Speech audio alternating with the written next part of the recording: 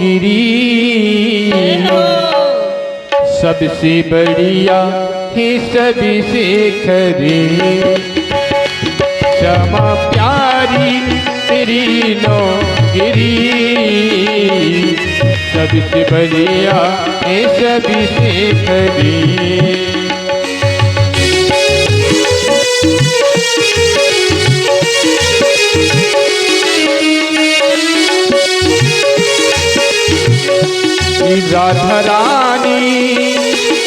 राधा रानी तेरी नौकरी सबसे बढ़िया है सबसे खरी क्षमा प्यारी तेरी नौकरी सबसे बढ़िया है सबसे खरी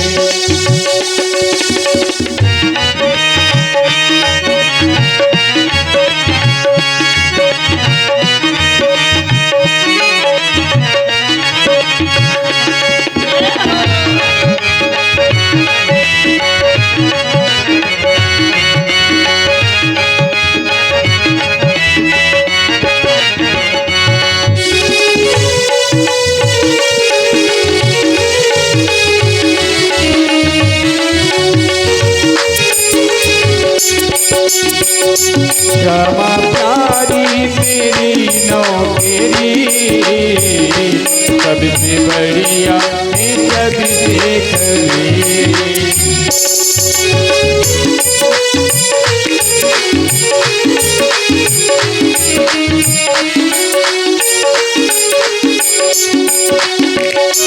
जब से तेरा गुलाम हो गया तब से मेरा भी नाम हो गया जब से तेरा गुलाम हो गया तब से मेरा भी नाम हो गया वरना औकात क्या थी मेरी सबसे बढ़िया है सबसे खरी क्षमा प्यारी तेरी नौकरी सबसे बढ़िया है सबसे खरी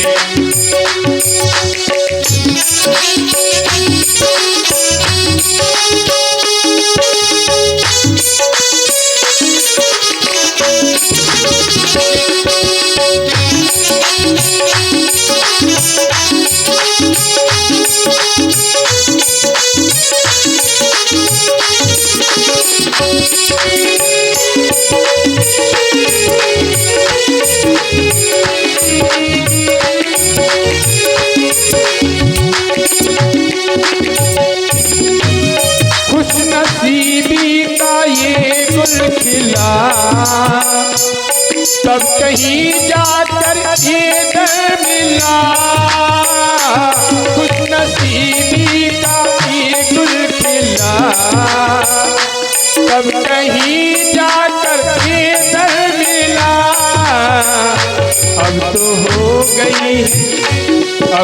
हो गई है रहमत तेरी सबसे बढ़िया है सबसे खरी क्षमा प्यारी तेरी नौकरी है सबसे खरी क्षमा प्यारी राधा रानी तेरी नौकरी सबसे बढ़िया है सबसे खरी क्षमा प्यारी तेरी नौकरी है सबसे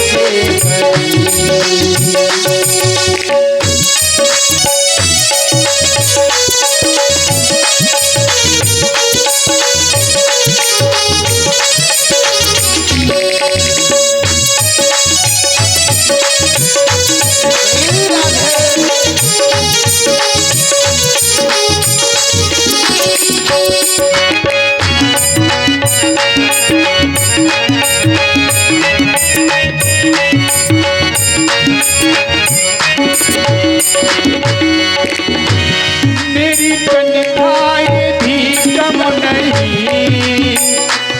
मिले ना मिले कहो नहीं। ओ मेरी तनख्वाही भी कम नहीं, कुछ मिले ना मिले कम नहीं। मेरी तनख्वाही भी कम नहीं, कुछ मिले ना मिले कहो नहीं। मेरी तनख्वाही भी कम नहीं, कुछ मिले ना मिले कम नहीं। ऐसी होगी कहाँ दो तेरी, भैया है सबसे करी। ओ रानी तेरी नौकरी, बढ़िया है सबसे करी। श्यामा प्यारी तेरी नौकरी, सबसे बढ़िया है सबसे करी। राधा रानी तेरी नौकरी, सबसे बढ़िया है सबसे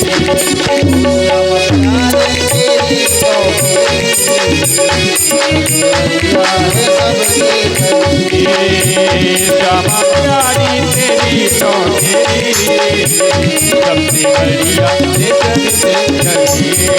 सबसे बढ़िया है सबसे करी। सबसे बढ़िया है सबसे करी। सबसे बढ़िया है सबसे करी। सबसे बढ़िया है सबसे करी। सबसे बढ़िया है सबसे करी।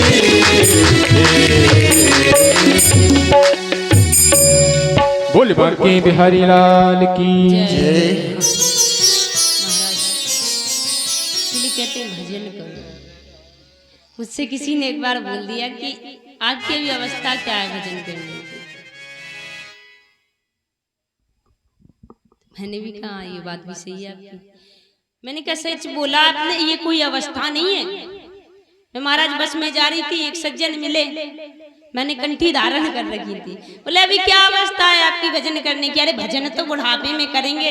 उनका सच है महाराज, कोई अवस्था थोड़ी है अभी हमारी भजन करने की। अभी बस पलट जाएगी, मर जाएंगे, चले जाएंगे। क्या देखा है किसी ने कि हम बुढ़ापे तक जिएंगे? भजन महाराज बचपन से ही शुरू कर दो, वो हमारी बहनें हो या मैया हो, कोई भी। परंतु जो आज का युवा है महाराज भजन ही नहीं करता। अरे आप सब कार्य करते हैं, क्या 2 मिनट के लिए भगवान का नाम लेने के लिए टाइम नहीं निकाल सकते? क्या होगी उससे इज्जत कम हो जाएगी क्या? देख कर्म प्रधान है विश्व, जैसे कर्म करोगे वही आपको मिलेगा वापस, कोई अलग से कर्म नहीं आता। मैंने कल दुख के कारण बताए थे महाराज, उसमें से एक कर्म भी था, परंतु ये जीव नहीं मानता है। अभी तो महाराज बैठा है, मैं प्रवचन दे रही हूँ, सुन रहा है, बिल्कुल बैराग में आ जाएगा। हाँ ये बात सत्य बोल रहे हैं पंडित जी। अब तो जाकर के भजन में महाराज टाइम निकालना पड़ेगा। 7 दिन सुना, थोड़ा तो दिमाग में बैठा, बोले हाँ ये बात भी सही है, हम काम में लगे रहते हैं, भजन कर ही नहीं पाते, आज से थोड़ा थोड़ा करेंगे। और जैसे कल से समाप्त हुई, हवन हुआ, अरे बोले कथा तो निपट गई, अब बहुत सुन ली, अब काम में ध्यान दे। ये हाल है महाराज। जीव ज्ञान तो बिल्कुल नहीं सुनना चाहता। क्यों? आप एक ज्ञान की बात करेंगे, वो आपको 10 ज्ञान दे करके चला जाएगा। बोले सबसे ज्यादा जन्म में भीड़ होती है, क्यों? क्योंकि उन्हें तो सब चाहिए। बोले अगर कथा में, एक जन सज्जन ने बोला, बोले महाराज जी कथा में चुटकुले हैं थोड़े बहुत। हमने कहा भैया चुटकुले तो नहीं है ना, हमारे गुरुजी ने लगाए। हमने कहा हमारे गुरुजी तो बोले थे सुने कोई या ना सुने, आप तो केवल कथा बोलना, केवल भक्ति करना। क्यों? क्योंकि महाराज इसमें दोष हमें भी पड़ता है, अगर हमने व्यर्थ की बातें की और महाराज आपसे पैसे लिए। इसलिए हमारे गुरुजी तो महाराज कह देते, बोले अगर धर्म के लिए सिर भी कटाना पड़े तो महाराज कटा दो। आइएगा कथा में प्रवेश करते हैं। बोले काफी दिन हो गए थे, दाऊ भैया को ब्रज की याद आने लगी। अब दाऊ भैया ने विचार किया कि क्यों ना एक बार ब्रज में जाकर के घूम आया जाए। तब कान्हा से आज्ञा दी। बोले कि कान्हा, मुझे ना ब्रजवासियों की बड़ी याद आ रही है, गोपिकाओं की बड़ी याद आ रही है, तो मैं जाकर के जरा ब्रज में कुछ दिन रह कर के आता हूं। इतना कहा और निकले। आज ब्रज में जैसे ही आए महाराज, गोपियों ने देखा कि बलराम जी आए हैं। नंद बाबा को पता चला, माँ यशोदा जी को पता चला, तो तुरंत दौड़ती दौड़ती आई और आकर के तुरंत सीने से लगा लिया और महाराज रोने लगे। सोचिए, जिसका पुत्र महाराज इतने सालों बाद लौट कर आए, उस मैया की दशा कैसी होगी, कितना प्रेम होगा। आज नंद बाबा और यशोदा मैया ले गई और ले जाकर के भोजन कराया और महाराज कई बातें कही। बोले कान्हा कैसा है, वहां पर सब ठीक तो है, रानियां कैसी हैं, हमारी याद करता है। आज महाराज ब्रज की गोपियों को पता चला कि कान्हा तो नहीं आए, परंतु बलराम जी आए। तुरंत महाराज दौड़ती दौड़ती गई और मिली। कहते हैं कि बलराम जी कुछ समय तक वहां पर रुके। बोले गर्मियों का मौसम था। एक दिन बलराम जी को महाराज बड़ी जोर की गर्मी सताई।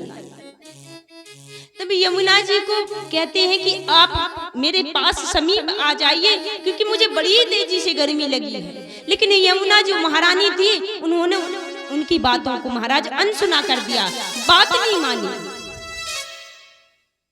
तब दाऊ भैया को बड़ा क्रोध आता है। बोली आज जब यमुना मैया नहीं आई तो दाऊ जी बोले बड़ा घमंड है तुझे, मैंने तुझे समीप आने को कहा और तू समीप नहीं आई। आज क्रोध में आकर के दाऊ भैया ने हल निकाला। बोले आज मैं तुझे यहीं पास में लेकर के आऊंगा, आज तेरा जल ही सारा सोखा दूंगा। जैसे ही महाराज हल निकाला और पृथ्वी पर दे मारा, तो तुरंत गंगा मैया जो यमुना मैया थी महाराज आज कांपने लगी और यमुना जी तुरंत प्रकट हो गई और हाथ जोड़ दिया। बोले महाराज क्षमा कीजिए, मुझसे गलती हुई, मैं भूल गई थी आपका बल। कहते ना जो दाऊ जी थे उन्हें बड़ा क्रोध आता। क्यों? क्योंकि वो तो वैसे भी शेषनाग के अवतार है, तो उन्हें क्रोध बड़ी जल्दी आता। बोले एक बार दाऊ जी तीर्थ यात्रा के लिए गए, जब पांडव और कौरव में युद्ध हो रहा था। बोले तीर्थ यात्रा के लिए गए थे। भगवान ने कहा कि तुम किसकी तरफ से लड़ोगे? बोले देखो भाई, आप लड़ते रहो, हमें नहीं झंझट में पड़ना, हम तो ये चले झोला झंडी उठा के अपना तीर्थ कर। कई तीर्थों में गए महाराज, प्रयागराज, हरिद्वार, चित्रकूट, महाराज कई तीर्थों में, बड़े बड़े तीर्थों में महाराज गंगा आदि नदियों में स्नान किया। और आज वहां पर पहुंच जाते नेमी शरण की पावन भूमि में, जहां पर संत महाराज सत्संग कर रहे थे।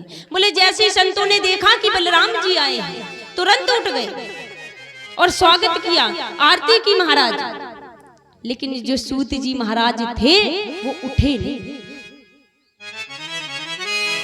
तो बड़ी जोर का क्रोध आ गया। बोले ये इतना बड़ा पंडित है कि मैं आया और इसने अपना आसन भी नहीं छोड़ा। आसन तो छोड़ो, बोले दो शब्दों के द्वारा मेरा स्वागत नहीं किया।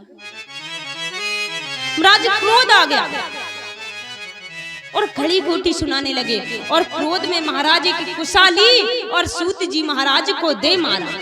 महाराज आज कुशा से सूत जी महाराज का राम नाम हो जाता है। तभी सभी ऋषि रोने लगते। बोले महाराज जी ये क्या कर दिया आपने? हाँ, अब हमारा जो 1 साल का सत्र चल रहा है, ये जो यज्ञ का अनुष्ठान हो रहा है, इसे कौन पूर्ण करेगा? तब महाराज बलराम जी ने जो सूत जी के पुत्र थे उन्हें विराजमान किया और बोले महाराज अब तो ब्रह्म हत्या का पाप लगा है, क्योंकि ब्राह्मण का हत्या महाराज जो ब्राह्मण की हत्या होती है बड़ी खराब हत्या होती है, कहते ये सबसे बड़ी हत्या होती है। एक गांव की हत्या करे महाराज कोई, एक ब्राह्मण की हत्या करे, ये हत्याएं महाराज आपको 7 पीढ़ी तक चैन से नहीं रहेंगी।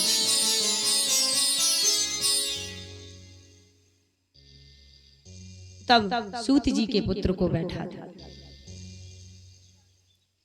और बोले अब हम मेरा भी कोई उपाय बता दीजिए। तो ये कहते भगवान ने भी अगर ब्राह्मण का अपमान किया है तो उसका पश्चाताप भी किया है।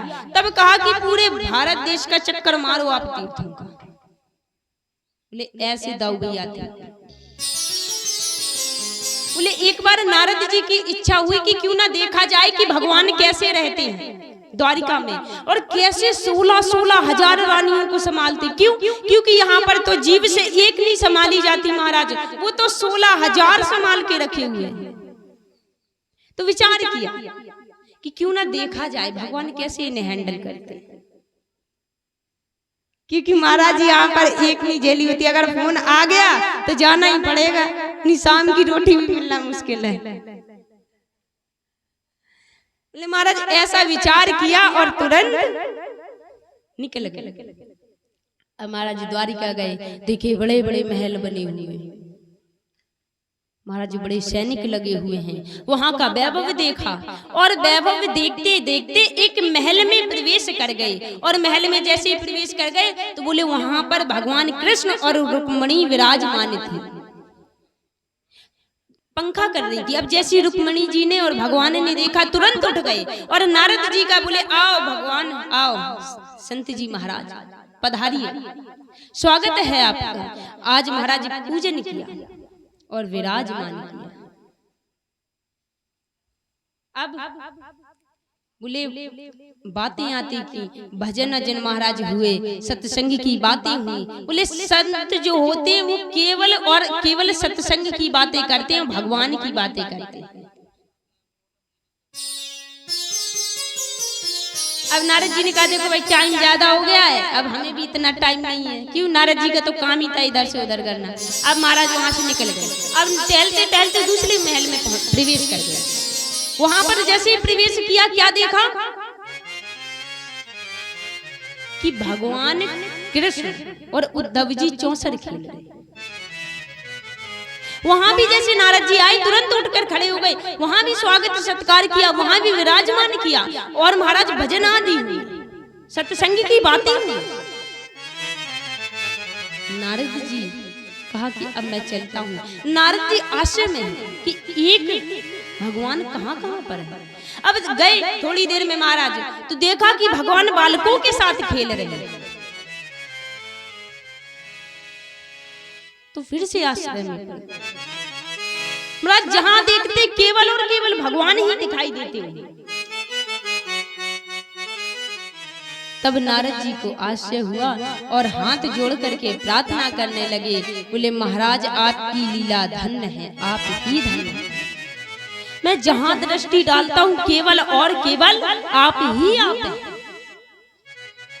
हे नारद जी, तो भगवान कहते कि तू इतनी शंका मत कर, तेरी ही बात नहीं है, ये जीव भी भ्रमित तो हो जाता है मेरी माया को देखकर।